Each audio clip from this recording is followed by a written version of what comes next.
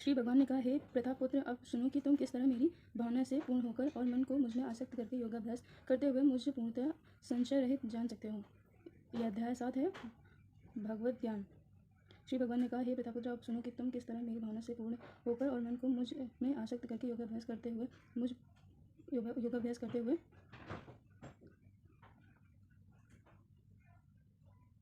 श्रीमद् भगवान ने कहा, हे प्रतापपुत्र, अब सुनो कि तुम किस तरह मेरी भावना से पूर्ण होकर मन को मुझ में आसक्त करके योगाभ्यास करते हुए मुझे पूर्णतः संशय रहित जान सकते हो। श्री भगवद गीता के इस 7वें अध्याय में कृष्ण भावनामृत की प्राकृति का विशद वर्णन हुआ है। कृष्ण समस्त ऐश्वर्यों से पूर्ण हैं और वे उन्हें किस प्रकार प्रकट करते हैं, इसका वर्णन इसमें हुआ है। इसके अतिरिक्त इस अध्याय में इसका भी वर्णन है कि 4 प्रकार के भाग्यशाली व्यक्ति कृष्ण के प्रति आसक्त होते हैं और 4 प्रकार के भाग्यहीन व्यक्ति कृष्ण की शरण में कभी नहीं आते। प्रथम 6 अध्याय में जीवात्मा को अभौतिक आत्मा के रूप में वर्णन किया गया है, जो विभिन्न प्रकार के योगों द्वारा आत्म साक्षात्कार को प्राप्त हो सकता है। 6ठे अध्याय के अंत में यह स्पष्ट कहा गया है कि मन को कृष्ण पर एकाग्र करना, या दूसरे शब्दों में कृष्ण भावनामृत ही सर्वोच्च योग है। मन को कृष्ण पर एकाग्र करने से ही मनुष्य परम सत्य को पूर्णतः जान सकता है, अन्यथा नहीं।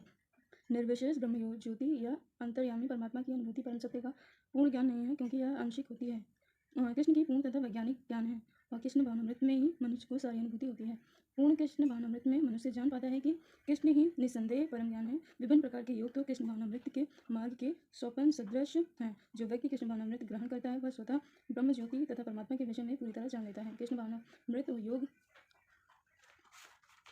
का अभ्यास करके मनुष्य सभी वस्तुओं को यथा परम सत्य, जीवात्माएं, प्रकृति तथा समाज सामग्री समेत उनके प्रकटय को पूरी तरह जान सकता है। अतः मनुष्य को चाहिए कि 6ठे अध्याय के अंतिम श्लोक के अनुसार योग का अभ्यास करे। परमेश्वर कृष्ण पर ध्यान की एकाग्रता को नवधा भक्ति के द्वारा संभव बनाया जाता है, जिसमें श्रवणम अग्रणी एवं सबसे महत्वपूर्ण। अतः भगवान अर्जुन से कहते हैं, तच्छृणु अर्थात मुझसे सुनो, किसने बढ़कर कोई प्रमाण नहीं। अतः इनमें सुनने का जैसा सौभाग्य प्राप्त होता है वह पूर्णतः कृष्ण भावनामृत हो जाता है। अतः मनुष्य को या तो साक्षात कृष्ण से या कृष्ण के शुद्ध भक्त से सीखना चाहिए। शुद्ध भक्त से सीखना चाहिए कि अपनी शिक्षा का अभिमान करने वाले अभक्त से परम सत्य श्री भगवान कृष्ण को जानने की विधि का वर्णन श्रीमद् भागवत के प्रथम स्कंध के 2वें अध्याय में इस प्रकार हुआ है। श्री शृण्वतं स्वकथा कृष्ण पुण्य श्रवण कीर्तनः हृदंत स्थो हृदयवृद्धानि विदुर्नेति सुहस्त्रस्ताम। वैदिक साहित्य से कृष्ण के विषय में सुनना या भगवद गीता के से साक्षात्कार उन्हीं से सुनना अपने आप में पूर्ण कर्म है, और जो प्रत्येक हृदय में वास करने वाले भगवान कृष्ण के विषय में सुनता है उसके लिए वे शुभेच्छु मित्र की भांति कार्य करते हैं, और जो भक्ति निरंतर उनका श्रवण करता है उसे वे